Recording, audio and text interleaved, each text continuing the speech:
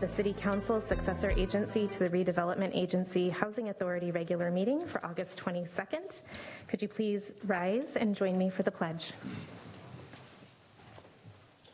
I pledge allegiance to the flag of the United States of America and to the republic for which it stands, one nation, under God, indivisible, with liberty and justice for all.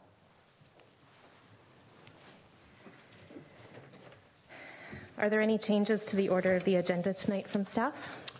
Nothing from staff this evening, Madam Mayor. Okay, thank you. I'm going to propose that we change the order of the agenda. I'd like to take item 9A, new business, which is the appointment of Youth Advisory Council members. I'd like to take that first thing right after our consent calendar.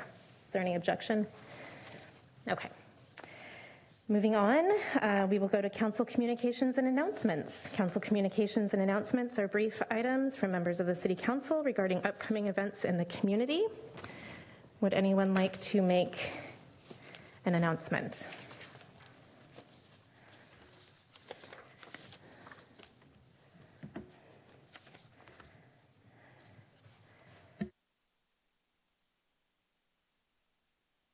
First of all, sorry for being late. I do have an announcement. I did get a chance to go to the family campout and to participate in that. I got more sleep than I thought I was going to get at that campout, even though I was right on Britton Avenue. But I thought, just want to say that the staff did a fantastic job. It really was well run. I saw tons of families there who I'd never seen before. It was really great to see young families in the community. And just hats off to the Lions, too, for doing the dinner. And just kudos to staff for the great work on that. So thank you. Thank you, Vice Mayor. I will make an announcement. I just wanted to remind the community that this week is back to school week for our elementary and middle schoolers, and many of our high schoolers have already started. So my message to the community is to please drive carefully and exercise caution. We have many new bike riders and kids learning new routes to school as they bike and walk to school. So please, in the next couple of weeks, leave your home a little bit earlier for work. Have patience, give everyone some grace as we settle into new school routines here in San Carlos. Councilmember Dugan. Yeah, thank you, Madam Mayor. And taking on to your thought about the schools, I'll just say I've already received quite a bit of positive feedback about our new 15-mile-an-hour school zones. So really appreciate the effort of Public Works to, and we only approved that exactly 2 weeks ago. So quite an effort, and it's been noticed. So thank you. I will second those kudos to Public Works. Thank you. Okay, I don't see any other further announcements, so we will move to public comment. Persons wishing to address the City Council on matters not posted on the agenda may do so at this time. Please know that each speaker is limited to 2 minutes. We have a call-in number by Zoom and also comments in person. We'll go to Zoom first. Crystal, is anyone in the waiting room? There are no hands from any of our participants on Zoom, but I do have a speaker card for a member in the audience from Mark Olbert. Hey, Mark, come on up.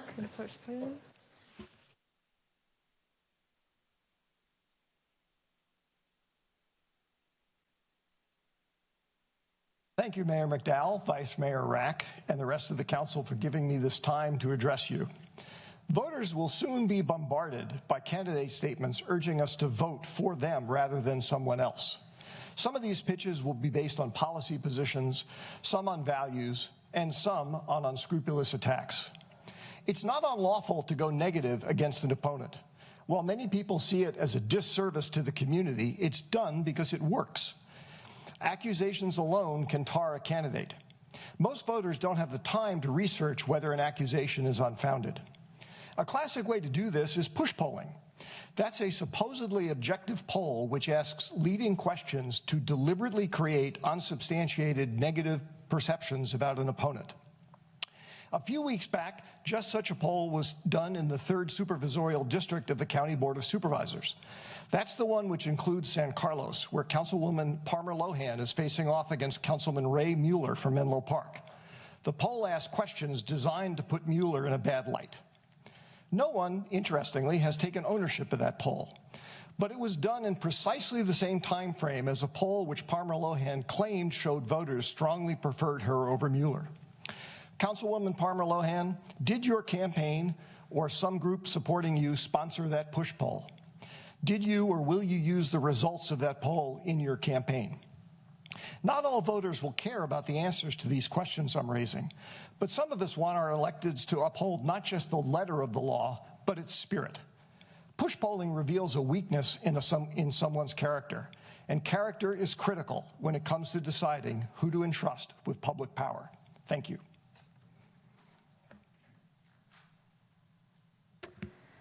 Thank you, Councilmember, former Mayor Olbert.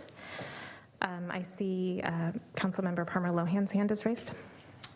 Mayor McDowell, may I respond to the public comment? I'm looking to the city manager to see what's. I believe that would be up to you to respond, yeah. Okay, yeah, go ahead. Thank you. So I just want to share that what was just shared is not true. My campaign did conduct a survey, and I issued a press release on that. It's on my website for everyone to see. Thank you. Thank you, Councilmember Palmer Lohan. Is there any further public comment, Crystal? No, there are no further hands.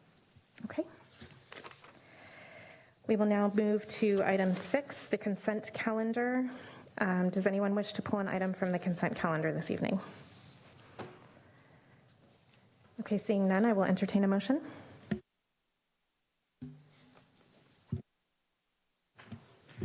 Madam Mayor, I move to approve City Council consent calendar items A through K, and item L, adopting ordinance number 1585, an ordinance of the City Council of the City of San Carlos, adding chapter 8.52 to the San Carlos Municipal Code, establishing a child care development impact fee for new non-residential developments in the City of San Carlos.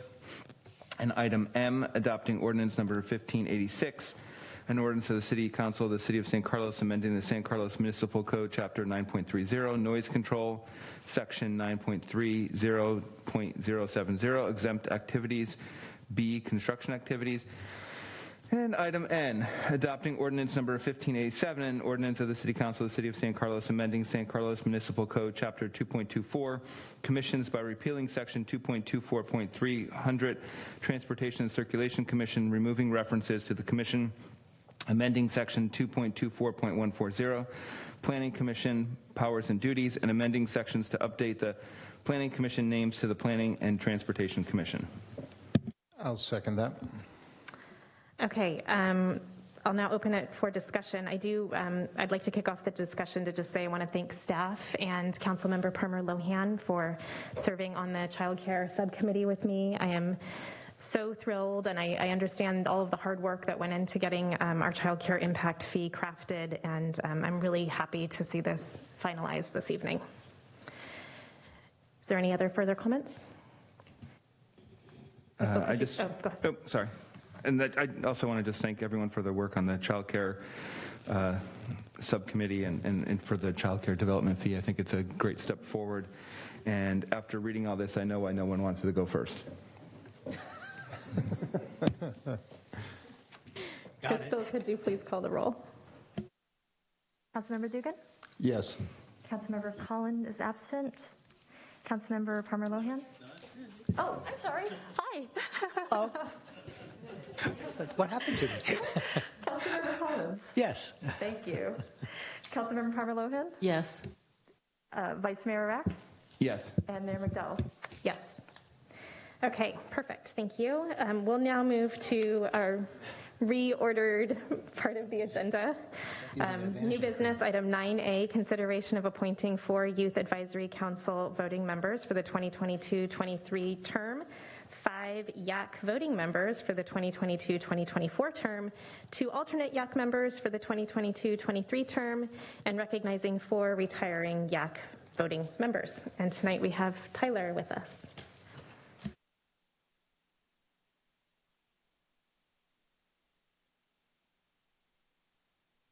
Good evening, council members. My name is Tyler Moyla, Recreation Manager for the Parks and Rec Department. Tonight, we're looking forward to swearing in 9 Youth Advisory Council voting members, as well as 2 alternates. Last spring, we conducted written application and oral board interview processes in order to identify and recommend these wonderful individuals here tonight.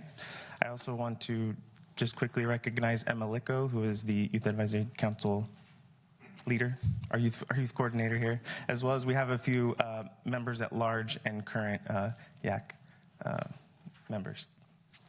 When I call your name, if you could just stand and wave so they know who you are. Callista Save. Callista is a senior at Carlmont High School seeking appointment of a 1-year term on the YAC as a voting member. Vikram Kacholia. Vikram is a senior at Carlmont High School seeking a second appointment on the YAC as a voting member. Sophia Call. Sophia is a sophomore at St. Francis High School seeking a 1-year term as an alternate on the YAC. Maya Neighborg. Maya is a senior at Carlmont High School seeking a 1-year appointment on YAC as a voting member. Dia Patel. Dia is a junior at Sequoia High School seeking a 1-year appointment on YAC as an alternate. Ivy Joe. Ivy is a senior at Carlmont High School seeking a 1-year appointment on the YAC as a voting member. Hannah DeLizo. Hannah is a junior at Sequoia High School seeking a 2-year appointment on the YAC as a voting member. Annika Gupta. Annika is a junior at Sequoia High School seeking a 2-year appointment on the YAC as a voting member. Eva McClendon. Eva is an 8th grader at Tierra Linda Middle School seeking a 2-year appointment on the YAC as a voting member. Elora Mehta. Elora is a freshman at Carlmont High School seeking a 2-year appointment on the YAC as a voting member. Ava Stathakopoulos, hopefully I said that right, okay. Ava is a junior at St. Francis High School seeking a 2-year appointment on the YAC as a voting member. Before we appoint our new members tonight, I'd also like to recognize a few outgoing members. Lucas Eden, who served 2 2-year terms and held the offices of Chair in Public Relations. Isabella Sugden, who served 2 2-year terms as well and held the office of Vice Chair. Ezra Bergson Michelson served 3 2-year terms and 1 1-year term. And Liam Tierney, who served 2 1-year terms. And with that, it concludes my presentation, and I'm happy to answer any questions. Thank you, Tyler. Are there any, we'll take questions first and then we'll open up for commentary. Any questions from the council? No? Okay. How about comments? Councilmember Parma Lohan. I just want to thank the members of the YAC and congratulate the incoming members. I think the work that you do is fabulous. It's super creative and adds a lot of value to our community. And when I read your reports, I'm always very inspired by your work. Thank you. Councilmember Dugan. Yeah, thank you, Madam Mayor. And yeah, I will second Councilmember Parma Lohan's comments.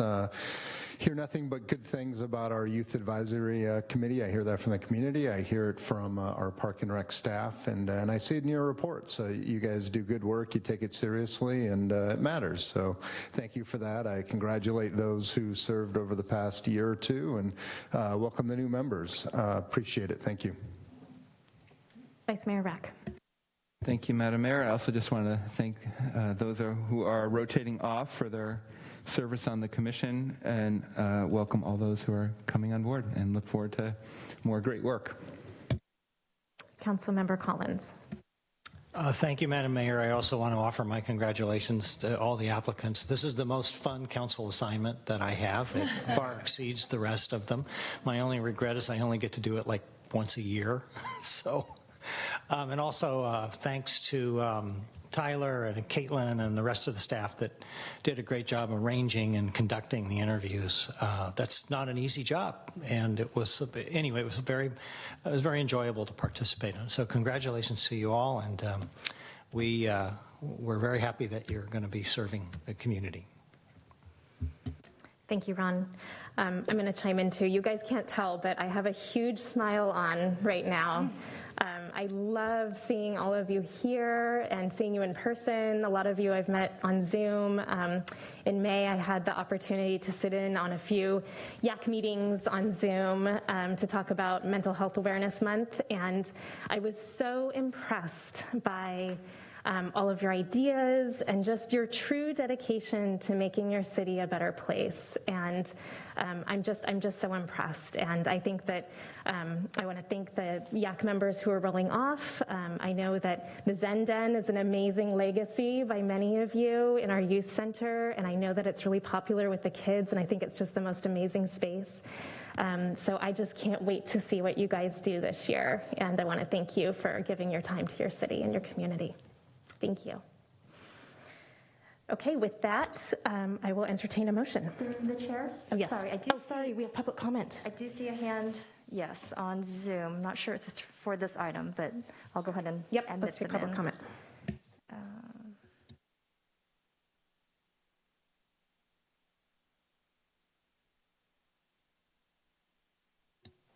Debbie Baldacci, if you can go ahead and unmute. There you go. Thank you. My public comment is unrelated to the current topic, but it is a request for 2 agenda items to be added in the future. And to the City Council, I did send a formal written request.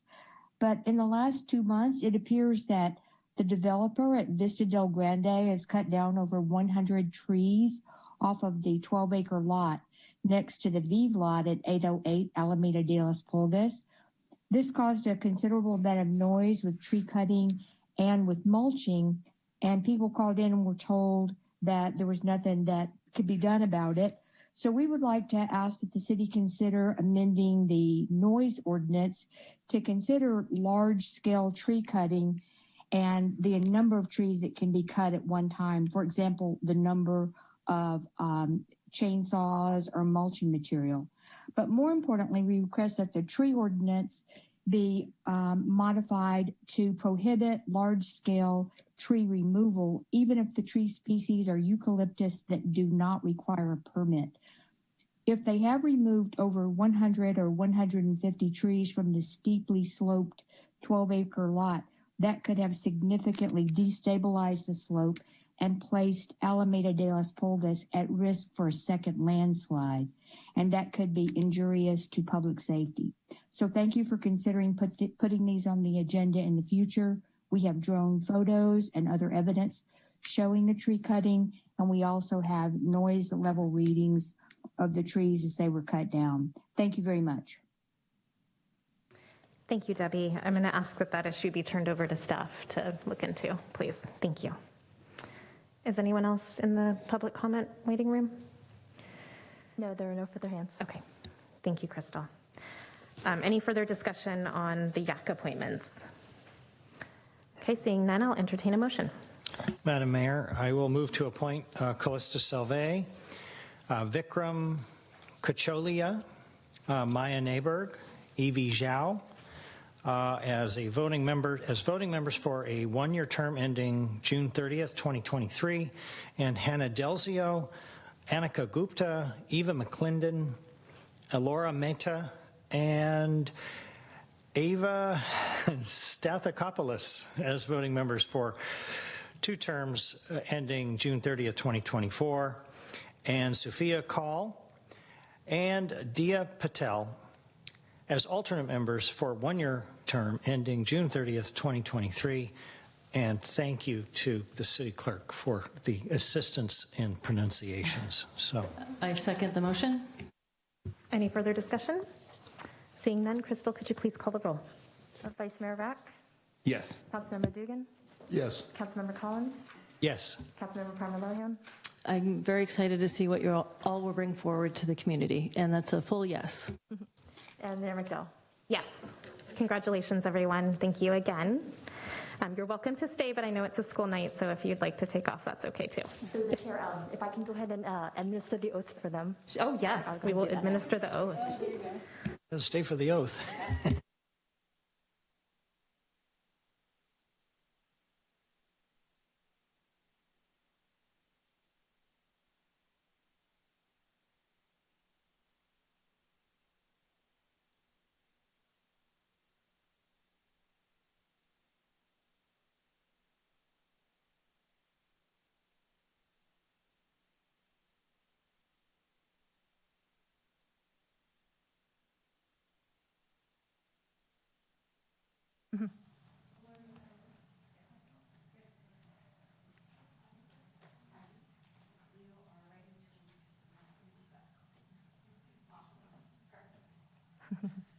Thank you. Okay, if you can all raise your right hand, please. Do you solemnly swear to support and defend the Constitution of the United States and the Constitution of the State of California against all enemies, foreign and domestic, that you will bear true faith and allegiance to the Constitution of the United States and the Constitution of the State of California, that you take this obligation freely without any mental reservation or purpose of evasion, and that you will well and faithfully discharge the duties for which you're about to enter? Yes. Yes, yes. Okay, great. Thank you. We can have you step up and go ahead and sign.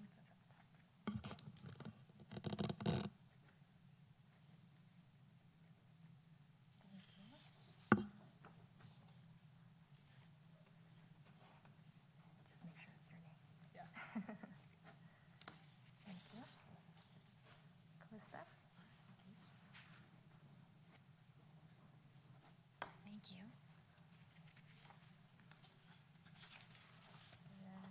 Dia.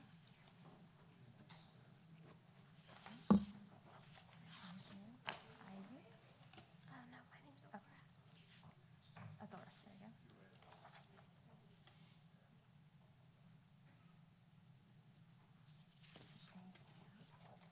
Thank you. Ivy. Evo.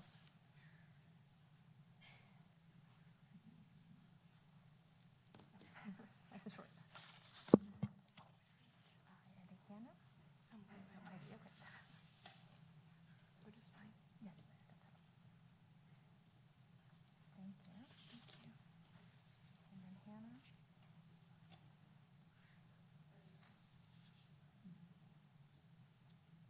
Thank you. Ryan. Thank you.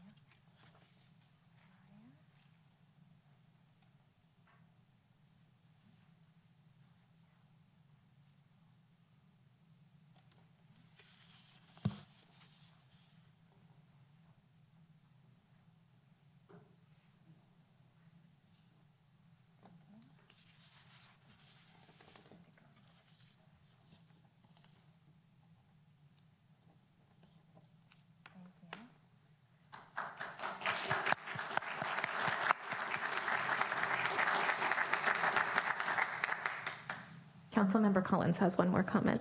Yeah, thank you, Madam Mayor. I just want to apologize to Hannah Delizio. I think I called her Delzio. I have a friend whose last name is Delzio, and I turned those two letters around. So my apologies. We still got sworn in, so we're all good. Okay, well, thank you all once again, and congratulations on your appointments. Okay, we will now move on to item 7, reports to council. Tonight we will receive an update on wildfire mitigation, and with us this evening is Dave Pucci, Deputy Fire Chief.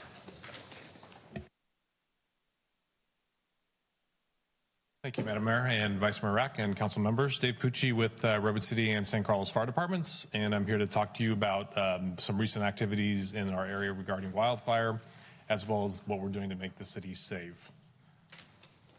So what we have reported previously to you, and we all see it in the news and in the activity around the state, is we have increasing fire activity throughout the state. And what we know that this is partly due to is because of the severe drought that we're in, and that it's only been getting worse over the last couple of years. There's also been a tremendous amount of tree kill, bug kill, what we call it, in several areas of the state, causing this really massive fuel load to build up over time. And it's related to climate change.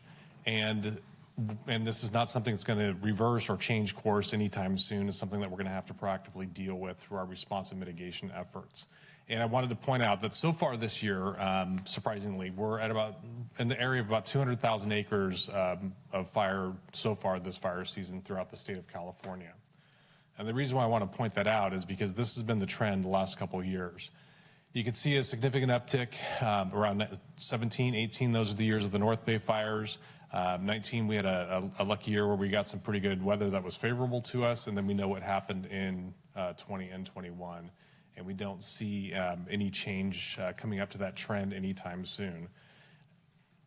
The last time that we spoke also, when I went back and looked at local fire history, I had to go all the way back to 1970 to find something that we could say was a local event. We have been really fortunate that we have the climate where we get that coastal influence, and our fuel moistures tend to stay a little bit moist. And now we've experienced the CZU fire a couple of years ago, and then most recently was the Edgewood fire. And on this slide, you'll notice that there's it's kind of hard to see, but that red line is the perimeter of the fire, and that started and burned quite quickly. We had a couple different reported locations of the initial response. Oops, I'm sorry. I'll go back to the map here. We had a couple different locations that were reported, and there's a small, in the upper right corner of that picture, you'll see a small circle of red. We actually ended up having 2 different areas that started, which caused 2 different responses. We had favorable weather for us that day. It wasn't red flag or anything like that. And also, we weren't competing for resources with any other fire around the state. So we were able to get every resource that we asked for, which was 4 air tankers, a large air tanker, multiple helicopters, multiple fire engines from throughout the county. We had everything that we needed, and we were able to contain it to about 20 acres. And this is the kind of fire activity that we saw on that day. It was burning like we haven't really seen it burn, obviously, in this area for some time, really, if ever. This is the last 20-acre fire. We had one in Woodside on Albion several years ago, but this is bigger than that one. Chief Lax, I believe last year, reported to you about Zone Haven.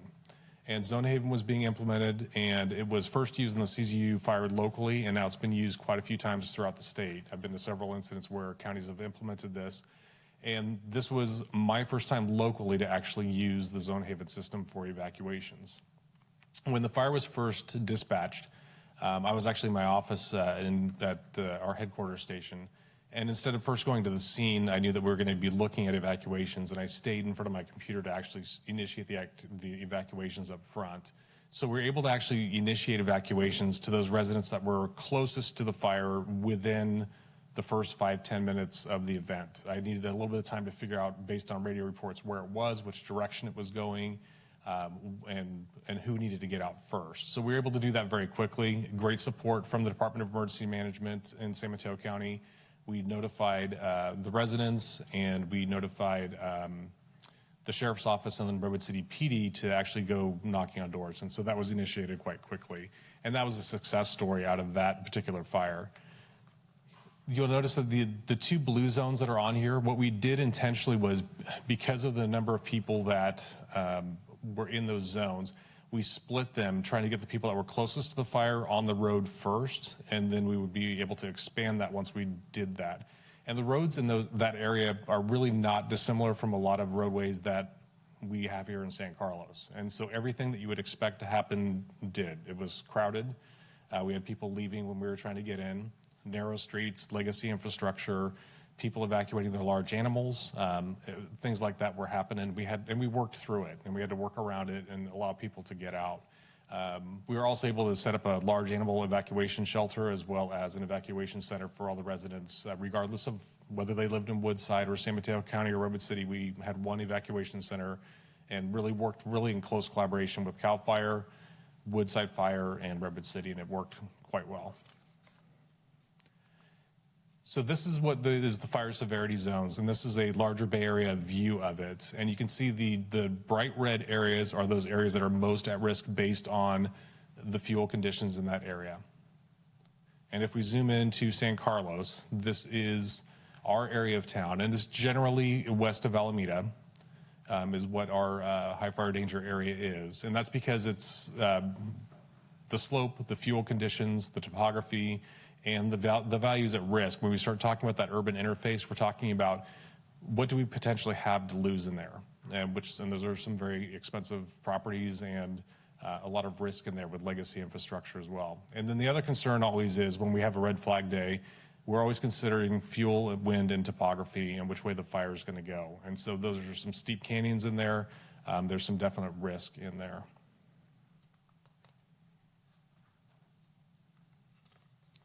So what are we doing about it? We are doing, I'm sorry, I got a slide out of order here.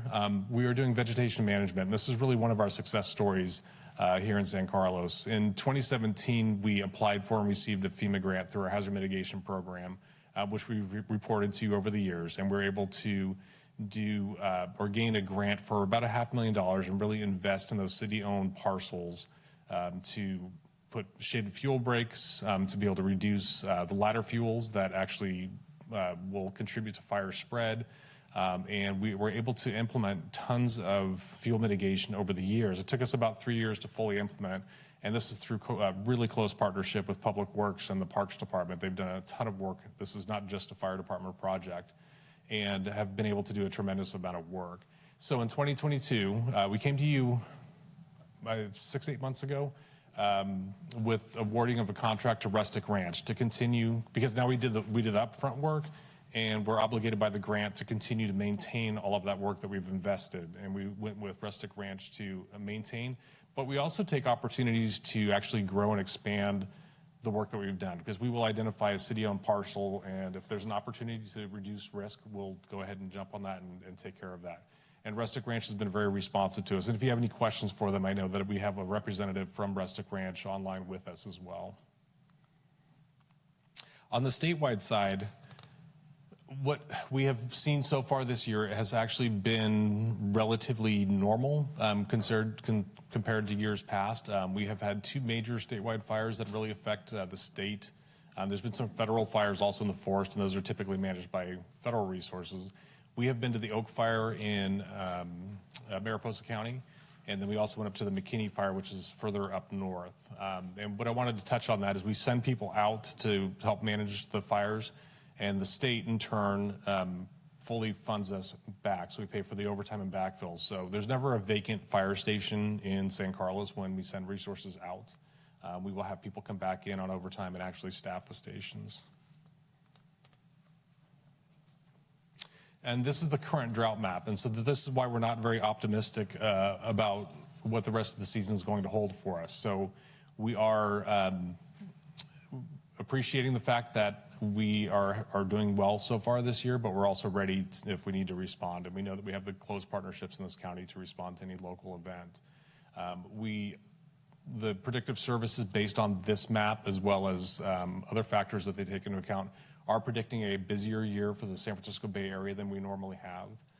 And we've been doing pretty well so far, but it's still a long way to go. We are routinely seeing fires in November and December, which would have been unheard of a few years ago.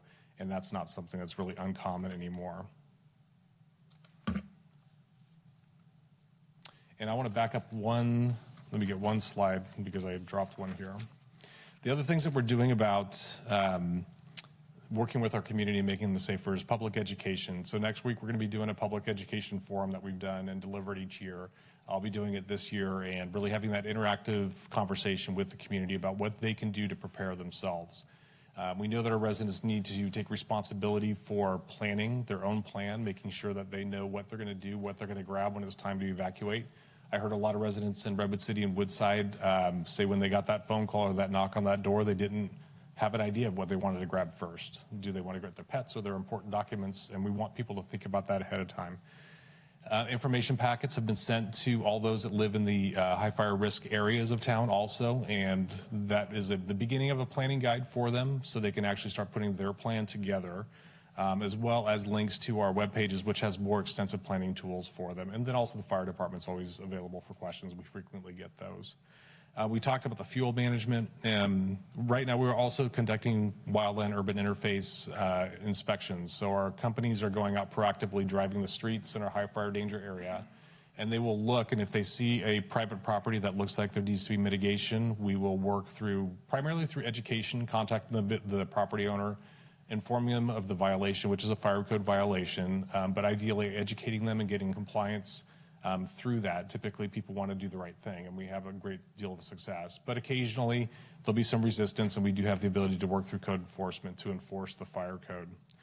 And then also we do a lot of complaint response. And this actually has gotten quite a bit quieter over the last couple of years. We had a couple of very busy years where we had some local fires. So the amount of complaints that we are getting now are fewer, but we will send a fire prevention officer out to the site and actually deal with that property one-on-one, and just like if we found it, we deal with it just as a fire code violation. So that is ongoing right now. And that is what I have for you, and I'm available for any questions if you have. Thank you very much, Chief Pucci. I see Councilmember Collins. Thank you, Madam Mayor. Thank you, David. That was a great presentation. I noticed that you put in that slide about the Devonshire Canyon fire. I grew up at the end of Plymouth Avenue, which is at the very base of that canyon. And I was about to go away to college at that time in September of 1970. I remember that fire very well. And the reason I bring that up is that it seems to me that that canyon is still largely open space. You know, you're just, the topography of it more or less prevents any building. So, but in addition, there's a lot more homes at the top of that hill than there were 52 years ago. And so even with all this mitigation, which I'm very grateful that, you know, you're doing, do you think that the fire danger in that canyon is any greater or lesser today than it was in 1970? Well, I would say that the fire risk has increased just like it has with other parts of the state because of fuel moisture and other things that we're experiencing. What I can tell you about Devonshire Canyon is it's privately owned. There's a very narrow band of city-owned property that kind of goes through the base of it. So we don't have the ability to go in there and actually do mitigation efforts, except if we wanted to do it in that one small swath. What has happened is those homes at the top of the canyon and the different homeowners associations we've worked with very closely, and they've done a lot of work at the top of the hill to have that 100-foot of fuel break, and in many cases they go further, and we've worked and advised with them a lot over the years.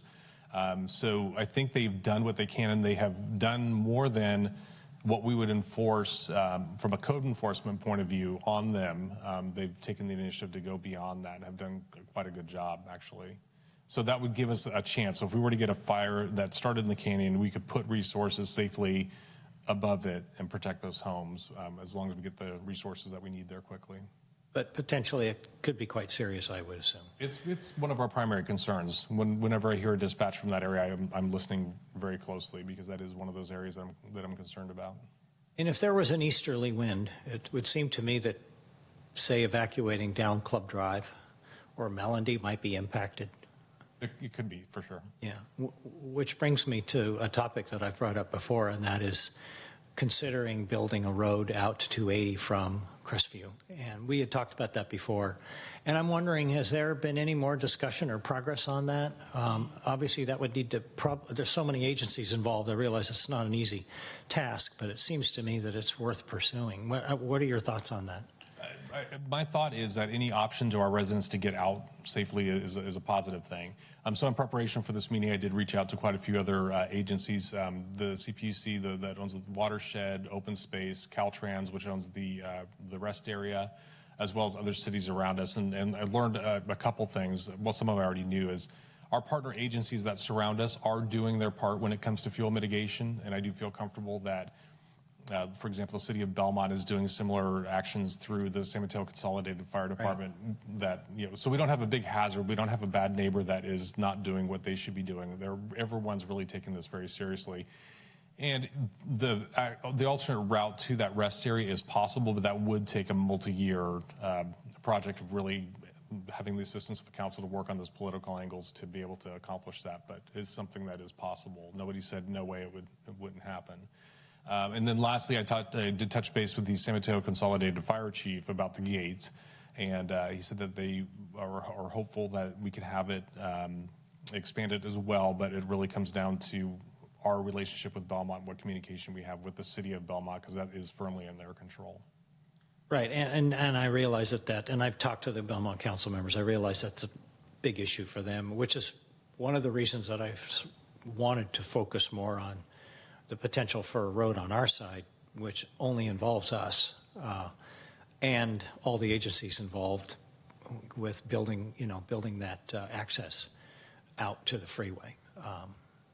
And I can continue to research and try to find a path forward on how we could accomplish that with the direction of council, if that's what your wishes are, and we can keep trying to find a way to make that work. I just think that's a public safety issue more than anything. It's also when you think about environmental issue with a traffic issue, it touches a lot of things.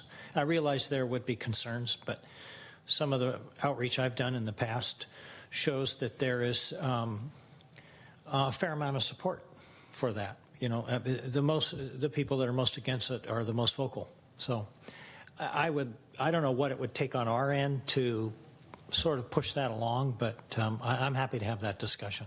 Okay, great. Yeah. I would appreciate your support in that. Okay, thank you. Thanks, Ron. Councilmember Palmer Lohan. Thank you so much. I really appreciate the update and all the work that's being done to prevent and mitigate risk of wildfire.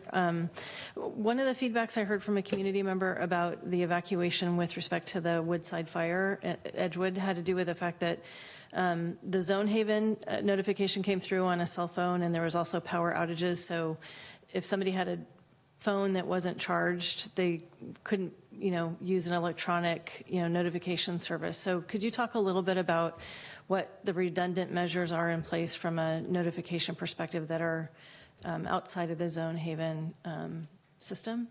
So Zone Haven is a coordination platform. It's not necessarily our notification platform. So what we use Zone Haven for is for that coordination of public safety agencies. So the first layer and the fastest layer, because we have local control over it, is the SMC alert system. When people go in there and they sign up and they say, this is where I live, here's my cell phone, this is how you notify me. We can do that very quickly, and that was done through the Department of Emergency Management with me picking up the phone and saying, here's the zones I want evacuated, go ahead and take care of it for me, because we've already had all of that pre-planned. In addition to that, there are more robust systems that are under the state control and then federal control. So if we wish to use a system called IPAWS or WIA, which is the different alert systems that will, when you get an Amber Alert on your phone, very intrusive, you really don't miss that one. We can do that, but that takes us going through the Department of Emergency Management to the state to be able to activate those systems. So each step takes more time. Really the fastest and most personal one is when we actually send officers into the field to start knocking on doors and making announcements on their PA system. So there's not a lot we can do about it. If somebody is not, if their phone happens to die or if the power goes out, our cell towers do have energy backup on them. So the cell system should still work unless I've been on a fire where the fire started underneath the cell tower and it went out quickly, right? So that can happen. That's why we do the door-to-door with law enforcement. And that's why we do the other systems. And hopefully somebody with a cell phone, if for some reason the cell phone tower was damaged closest to them, they would still get that message from another tower. So we do multiple layers, but ultimately the one that's going to catch everybody is actually us knocking on doors too. And by that point, they're probably seeing aircraft and hearing the fire and then seeing smoke. And that's why we really advise people, and we'll say it over and over again in the community meeting, is that we don't want them to wait. We want them to evacuate, because all of those steps take time to do. Thank you. Vice Mayor Rack. Thank you, Madam Mayor. Thank you, Chief Pucci. Appreciate the presentation.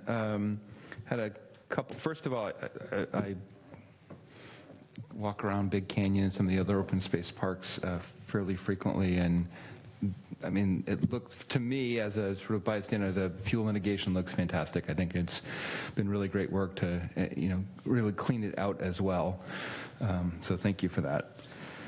And then I'm wondering, you mentioned a little bit about sort of the other public spaces, because we do own sort of random pieces of property around the hillside, and then some that abut up to Pulgus Ridge. And I'd be curious about sort of how the fuel mitigation work is done at Pulgus Ridge. And then also on those, are we starting to look then at those properties that are other sort of piecemeal that are maybe just sort of open space public areas that we have?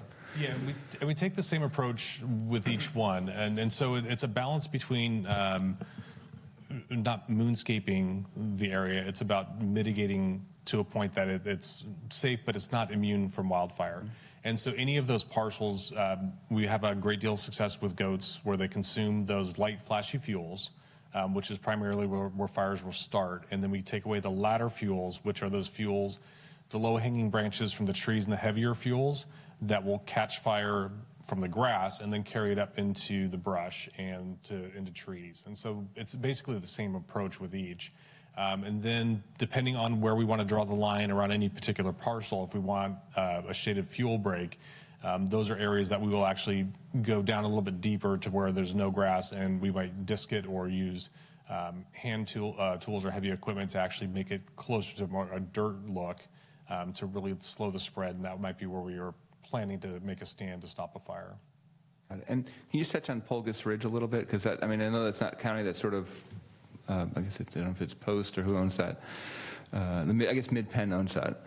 Yeah, and with Mid-Penn, they what their actions typically are, and this goes right along the city limits in between us and city limits and 280, is they disc. That is a piece of equipment that they drag behind them that turns the dirt over, and is very visible if you were to look at it from crest view.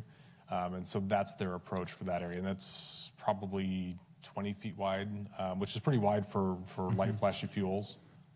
Okay, and then just sort of one last follow-up. I want to follow up on Councilmember Collins' comment about the sort of that big swath of private open space. You've also got county property there, and I know you talked about sort of the top-down from the homeowners associations. I know there's also a couple large sort of individual homes that own sort of big pieces of property there, not related to the, I think, sort of on the southern end of that area. So I'd be curious about that area. And then also sort of from the bottom up, I don't know that sort of, do you feel like that is sort of where it needs to be as well? I know we have limited access in there, but how that's been working with those, either residents or the county around that area as well. The county's been a great partner. We work closely with CAL FIRE and enforcement, and so we have different pockets throughout our city that, one parcel may be a county-owned property, and we will refer that parcel to code enforcement. The same rule applies whether you're at the bottom of an open space or the top. It's that 100-foot of defensible space. You could hypothetically have a scenario where the winds are strong enough where it's going to be burning downhill. So those residents at the bottom of the canyon also need the same protection. And the code doesn't really differentiate where you are in alignment with a canyon. The same code applies. Got it. Okay. Thank you. Councilmember Dugan. Yeah, thank you, Madam Mayor, and thank you, Chief. Very good overview, and it's just good to see all your proactive activities because, it is such a threat to our community. So thank you for that.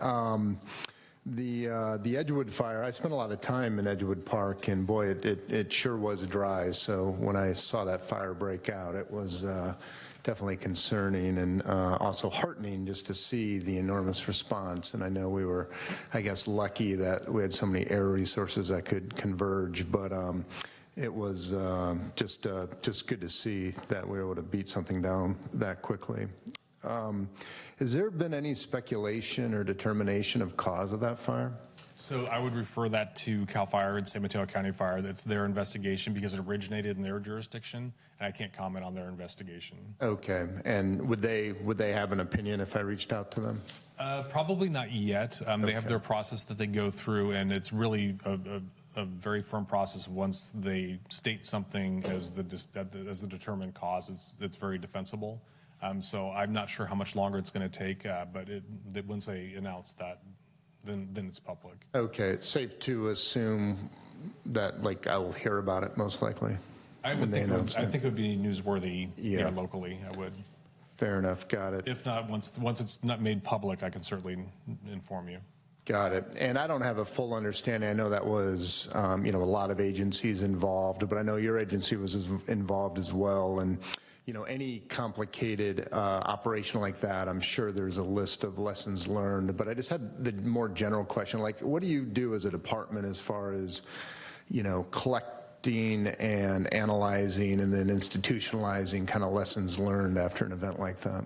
Okay, so to touch on the beginning part of the incident is we very quickly knew this was going to involve the county, Redwood City, and Woodside.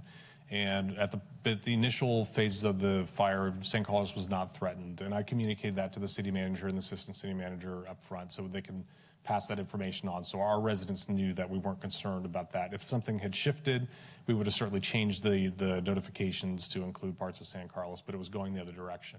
So we start off with partnering with those agencies. So we were in what's called Unified Incident Command, where Redwood City is unified with San Mateo County Fire and Woodside Fire. And so you have 3 incident commanders working together up front and coordinating those decision points on how we're going to attack the fire. And so after that, because this was really a worthwhile event for us to to look into deeply. We did an after-action review of this where we got all the people leading the firefight together just last week and went through it point by point and came up with what we need to look at further. And we generated an after-action report on that. Oh, terrific. Yeah, and is that a public document? Is that something it's going to be in draft for a while, and we can look at what parts we want to release and what. But it generally is once it becomes a permanent and recognized. Again, this is going to be a CAL FIRE document because they were the lead agency on it. But some lessons learned and we had more successes. For sure. Yeah, for sure on that. I think one of the lessons learned on this is we did have a fair amount of heat exhaustion on the firefighters that were there. And so trying to make sure that we rotate crews and things like that is going to be important too. Yeah, terrific. It was a very hot day that day. That's in the Army, they were called after-action reviews as well. So I appreciate hearing that Copied term. a fair amount from the military over the years, yeah. Yeah, and I just know it's such a healthy process, so I'm glad you guys formalize that. And then just finally, with regard to our firefighters going out in mutual aid, I just want to acknowledge the huge effort that is. I know when you show up at one of those regional fires, I mean, that is, like 4 hours of sleep kind of stuff for weeks. So I'm, number one, I'm glad our guys and gals do that. And number two, I fully support that and also recognize what great training that is that they then bring home. And, it's available if we have an event like that in our town. So I appreciate that. Yeah, and I don't think that there was a firefighter that was on the Edgewood fire that hadn't been somewhere in the state on some other major incident because we've been doing it for so long. And then we benefited from that partnership we've given for many, many years, and we received a whole lot on that day as well. And so that's the partnership throughout the state that really works well. Oh, that's terrific. Yeah, thank you, Chief. Thanks, John. I had the same question as John about the lessons learned, so I'm grateful that you brought that up, and I appreciate your answer and the fact that you're really taking a deep dive now to, figure out the successes and where the improvements need to be. My other question was about the FEMA grant, and I'm just wondering if you can remind us how many years are left on the grant and kind of and it sounds like we're just in a maintenance mode with the grant, but maybe you can give a little more information. So we are actually closed out that grant. So all the projects that we identified when we applied for the grant have been completed. And then we went through a closeout with FEMA. And so we've completed the environmental review of everything that we did. We showed the extensive expenditure of money and made sure that everything was within the scope of the grant. We received most of the reimbursement. I think there might still be a little bit coming back to the city, but we have officially closed that grant out. And that really, Amy Newby did the bulk of that work. I do not want to take credit for her work on that. She did a great job. And so that is a done deal. And now we are in that period of time where we maintain, but also we've received funding from you, not to just maintain what we've done, but to also expand upon what we've done when we have an opportunity to do so. Okay, thank you. Do you foresee any other grants, going out for any other grants in the future, or was it really to kind of catch us up on maintenance? It was to catch us up, and the likelihood of us to get another fuel mitigation grant is almost nil because we've already gotten it, and so FEMA would say, what you said you did, this is everything you needed to do before. So we're in good shape, and it will be a while. It would have to be some other type of mitigation grant to go after next time. Fair enough. Thank you. I don't see any further questions, and we're not taking a vote on this item. This is just a report to council. So thank you very much, Chief Pucci. Appreciate your time and all of your service. Great, thank you all. Oh, we do have public comments, sorry. There are no hands from the Okay, public. great. Thank you, Vice Mayor. Thank you, Chief Pucci. Okay, we will now move on to item 8A, public hearing, consideration of introducing an ordinance amending ordinance 1240 for the planned development zoning district for the property located at 1087 Old County Road, APN 046184270. And we are joined this evening by Chris Dacumos, Lisa Costa Sanders, and Karen Brown, who's here remotely. Yes. Hi, welcome. Good evening. Good evening, Mayor McDowell, Vice Mayor Rack, and fellow council members. I'm Christopher Dacumos. I'm a senior planner with Good City Company, working on behalf of the city. Joining me, as you had noted, is Lisa Costa Sanders, principal planner with Good City Company, also working on behalf of the city, and I'll be presenting the staff report tonight. As you had noted, Karen Brown is available virtually. Tonight, the applicant is requesting consideration of a minor text amendment to PD 12, Plan Development 12, to allow the partitioning of interior space. The project location is 1087 Old County Road at the northeast corner of Old County, at the intersection of Old County and Britton, across from Home Depot. The building was approved in 1998 with a PD 12 to permit an automotive services and retail use in the building. The zoning designation is PD 12 and the land use designation is general commercial industrial.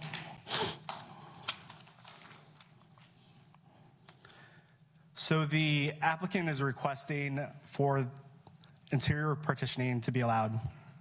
And I should note that alternative 1 in the staff report does mention the request for office use, but that's erroneous and is not being considered or requested by the applicant. So the applicant is requesting the interior division of space due to Pep Boys owning the building. Pep Boys and Advanced Auto Parts entered into an agreement in 2021 for Advanced Auto Parts to lease the interior space of Pep Boys so that they could conduct the auto part sales, while Pep Boys refocuses on automotive service and repair and their burgeoning electric car servicing. There will be no additional square footage proposed and no exterior improvements. The signage and tenant improvements will require staff level approval. This diagram shows how the building would be divided. The purple portion will be maintained by Pep Boys. The blue portion is maintained by Advanced Auto Parts. There'll be separate entrances, both facing Old County Road. So in 1991, the East Side Specific Plan was adopted, prohibiting retail spaces less than 25,000 feet. And this was to promote regional retail in the East Side section of the city, so as not to compete with downtown businesses along Laurel. In 1998, PD 12 was adopted, allowing the Pep Boys building and the use, and the Planning Commission adopted a resolution prohibiting the division of space in conformance with East Side Specific Plan. So the building was approved at 18,560 square feet, and the Planning Commission and City Council at the time felt that that was consistent with what regional retail would be. In 2009, the East Side Specific Plan was retired through the adoption of the general plan. So there's no longer a minimum requirement for the size of retail spaces. On June 22nd, the Planning Commission adopted a resolution recommending amending PD 12 to add the following language. Division of space to allow multiple tenants is permitted. The use would be limited to auto repairs and sales, and this is done to just clarify and specifically state that the partitioning is permitted. The project is exempt from the provisions of CEQA through Section 15301, which allows interior or exterior alterations involving such things as interior partitions. Public notice was done through the newspaper on August 12th, 2022. To date, staff has not received any additional comments regarding the project. With that, I move to introduce an ordinance amending Ordinance 1240 for the Plan Development Zoning District to permit the division of interior space to allow for multiple tenants. I'll take any questions. Okay, thank you, Chris. Great presentation. I see Councilmember Collins has his hand raised. Thank you, Madam Mayor, and thank you for the presentation, Chris. I notice it says in the staff report that Pep Boys is concentrating on automotive repair and electric vehicle service in California. Is that something they do now? That's correct. That is something that they do now. So if you drive along Old County, you'll notice in their parking lot there's a number of Tesla vehicles, and that's part of their ongoing, one of their ongoing services, their contracts that they do fleet service.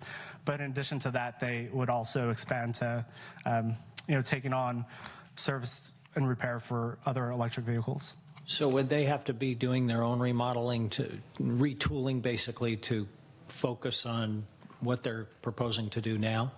They may.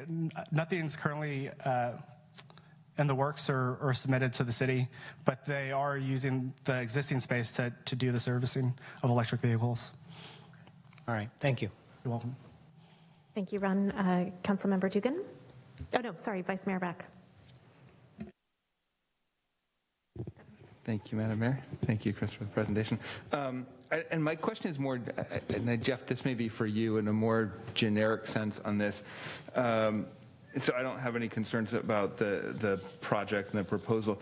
I've just had a question around the notification requirements and maybe this is something we should look at some point, but I understand there's requirements on the newspaper to do that. I just find that newspapers are not what people are looking at as much these days. So, are we really giving proper notice in today's world? And should we be doing more around that?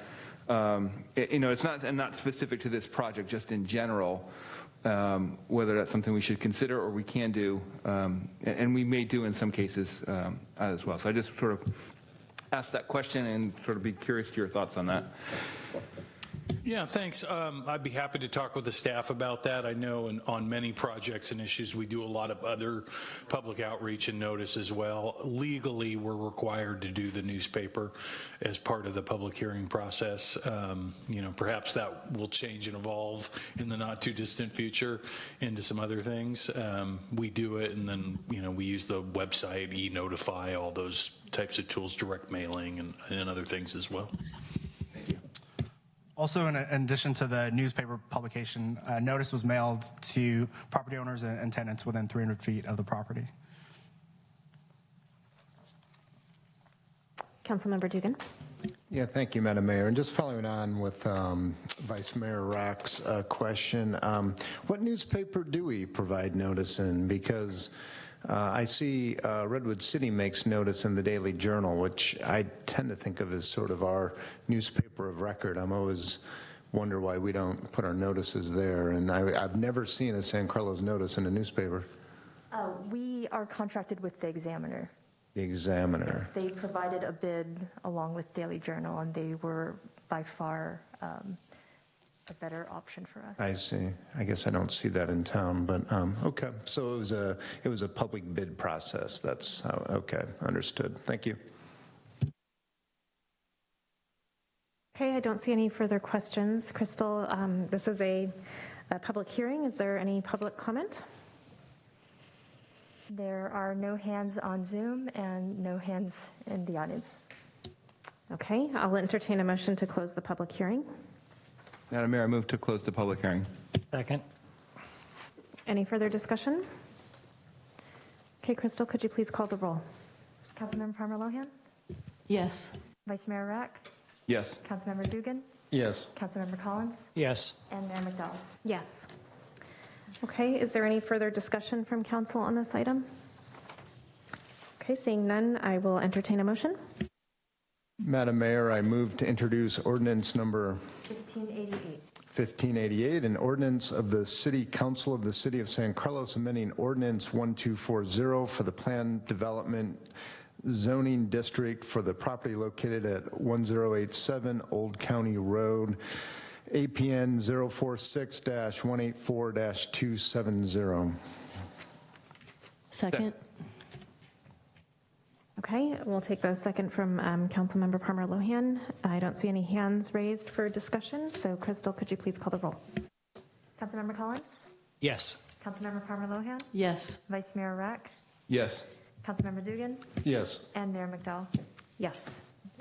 Okay, we'll now move on to item 10, agenda setting. Items discussed in the agenda setting section will be considered by the council for placing on a future agenda. No action will be taken on these items at this meeting. Does anyone wish to request an agenda setting? Vice Mayor Rack? I know, Madam Mayor, you referred the comment from Debbie Baldacci. I would love to get a report on that or get understanding of kind of what's been happening around the trees being cut down on that property. Okay. We'll be happy to get you an update. That sounds great. Okay, thank you, Jeff. Any further items from council? Okay, seeing none, I would like to remind the community that August 30th is our virtual wildfire preparedness community meeting. There's lots of information on the city's website about that. And with that, I will say take care, and we are adjourned.